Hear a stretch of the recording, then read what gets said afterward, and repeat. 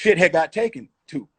So it's like now I couldn't even be sarcastic, and I should have probably read that and got out in front of that, because I can be sarcastic and keep a straight face. And I really was sitting here wondering why the fuck you were sitting on here so long, listening, answering all my questions. We were sitting here laughing, but not 1 minute was I sitting here thinking to myself, oh man, I just want to fucking put this nigga Mickey in a position where I just want to. I'm the nigga who initiated the narrative, bro. It was so everybody could benefit off of it. You the one who dropped the most records. I dropped the most records. Yeah, during this whole process. I dropped 2 records because I had that stuff set up with Blue months ago. Well, listen, you don't have to follow that back with letting me know how many, nigga. I want you to drop a lot of records. That was the whole purpose of it. That's why I supported all of them. It wasn't intended for me to like thrive in any way or use y'all as some sort of stepping stone to do some shit privately or some shit like that. I haven't promoted anything to anybody. The only thing that I've asked people to pay attention to are things that I've been giving, whether it be charitable donations or something that I'm doing with my foundation in the mental health space. I've not asked anybody to buy anything, bro. Lupe, I called, said, let's do the podcast because I thought we can get together and do something fun. And I was correct in my assumption. But not once was I looking at Lupe as somebody who I can fucking gain something from. Come on, bro. Come on, bro. Y'all can't think that I'm sitting around looking at niggas like that, bro. And I ain't trying to I think the world of myself. I ain't trying to place myself above nobody or nothing. But if I want to just go fucking use somebody who I feel like can really do something for me, I just fucking call the white boy. I might as well go be all the way intentional. Lupe Fiasco podcast don't do nothing for me, bro. I had fun doing it because I like the friendship. I have no intention or motive. I'm a dog, but I'm not on that type of time. So my thing is, unless a motherfucker show me that card, I'm innocent. You know what I mean? And if it's like that's how niggas is gonna be, you know, like the shit can be reciprocated if that's how we gonna treat each other. But y'all niggas ain't gonna treat me like I just gotta sit around and just understand the way everybody feeling and everybody act like I'm out my motherfucking mind when I got something to say. Y'all niggas went on a diss frenzy. I'm from the Bronx. I'm from New York, man. This is how we do. That's how we do hip hop and rap, my nigga. Okay, well, cool, Mickey Factz. I think you're forgetting where the fuck I'm from. I'm from a Detroit nigga. Right. So it's like my problem ain't necessarily with your energy. My problem is what I think, how I think niggas is gonna accept the energy in return. Because I could give niggas that energy back if it's just about you being from the Bronx. Yeah, that's all it is for me. This is hip hop. This is hip hop. This is hip hop to me. Hop to me. I have no ill feelings towards you. None. I just still think you a legend. Still give you a flower. You're still incredible to me. Like, this is hip hop, my nigga. That's all. I didn't take it as it was disrespecting you. But you're saying it was disrespectful for you. Right? So for me, I'm letting you know while we're on the live. When I was on that live, I stayed on the live because I fuck with you, and I admire what you do. So yeah, I enjoy that conversation with you, my nigga. So I'm gonna sit here and I'm gonna fuck with you, cause it's Royce. I fuck with Royce. I want to hear what you got to say, even if you are questioning me. That's what's up.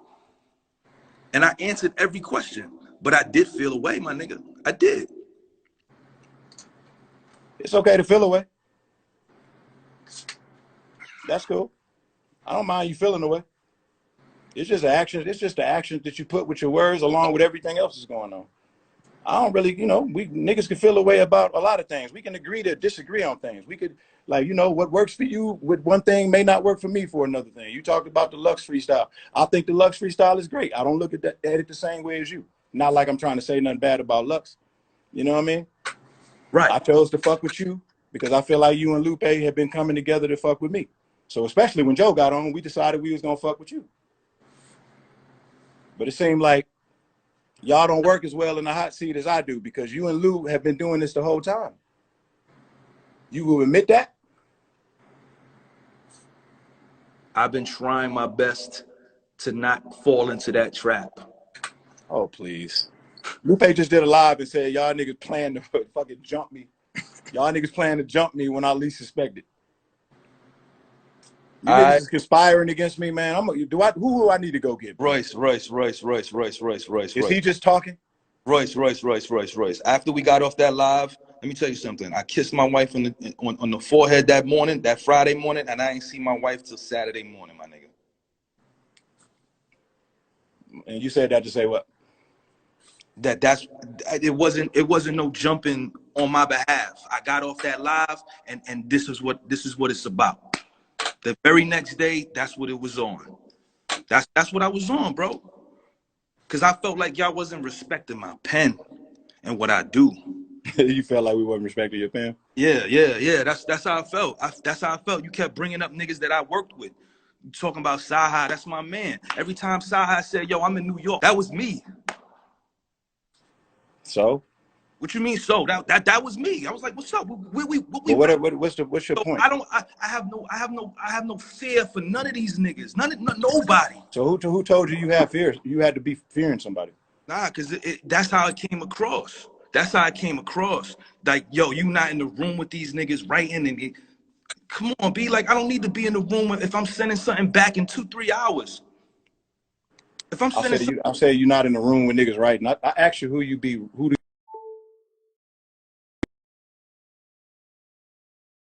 you under just being in the room, forced to be in the room with the slaughter niggas. You know what I mean? So I was wondering, have you ever been in those kinds of situations to where somebody really pushes you on the spot like that? That's why I was asking you those questions. I feel you, and it's been so many niggas, my nigga, that I forgot. So I hit you the very next day like, oh shit, I forgot I was in the studio with Styles P. Him to work, he kicked everybody out the fucking room, and it was just me and Styles in that room. Niggas is in the comments saying this is getting weird, but they saying me. I'm making it weird? I don't think you're making it weird. I don't think you making it weird, Mickey. I don't think you're making it weird, and I don't think I think you making it weird. How am I making it weird? Because it's like you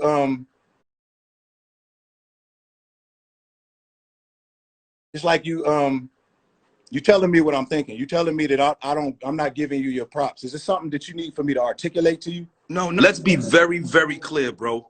Since 2016, you've gave me my props. Like, what transpired to make you? Do you think I changed my mind?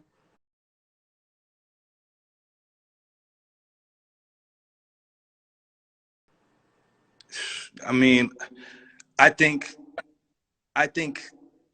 as a man in this shit, right? Try not to look outside, and I'm gonna say try not to because it's difficult. You gotta arrive at a place at some point. Try not to look outside of yourself for validation. Look outside of yourself to feel like you where you need to be in terms of just skill set. You know what I'm saying? If it feel right to you, then that's what it is. If it feel great to you, then that's what it is. You shouldn't have to be able to read whether I'm being sarcastic or not. I can't validate you. I can't put you in any sort of position. You know what I mean? I can't, there's nothing that I can say, or there's nothing good that I can say about you, nor bad that I can say about you that's gonna put you in any sort of different position. You know what I mean? Now you said what you said, and you feel like you made your point. And I feel like you made a point, but it don't make me feel any different from how I felt when we was talking on the live, other than the fact that you're gonna get your fucking boots cooked in return. But other than that, that's what I want. It's the same love that it was. As it should be, that I have been showing. No need for like the energy to just go switching. I know you and Lou are like really, really close, and y'all just feeling the same way. You got to separate that shit, man. When we having a good time, you know what I mean? Especially if you're gonna go run out there like that and then be like, no, what? I'm just being a Brooklyn. I'm just being a Bronx nigga. You said it, baby. I'm gonna get my boots smoked. Yeah, that's not even the point. You was gonna get your boots smoked this whole conversation. That's never been the point. I definitely didn't get my boots smoked this conversation. But I'm definitely waiting for this track though. No, I'm not talking about body conversation, bro. Do you feel like I'm competing with you in this conversation? Do you feel like we're in competition? I'm not competing with anything. You're in a bad space, man. How old are you? How old are you, Mickey Factz? I'm old enough. Now you're not gonna tell me your age, No, I'm not doing this with you today. bro. But I don't want to be in this competition with you, man. All right. okay, Let's not have a competition just by having a conversation, man. Nobody can win the conversation. We can only get to a place of understanding. And we can rap forever as long as the energy is good. You know? Trust me, I know how to rap and not disrespect niggas. I know how to do that. Don't have the fans looking at me like I'm fucking overreacting and I'm being a fucking crybaby. I don't like being put in those positions. I initiated all of these conversations. Y'all niggas ain't even say thank you. Factz. That was some Detroit shit. We ain't big fact that your Detroit slang came out, nigga.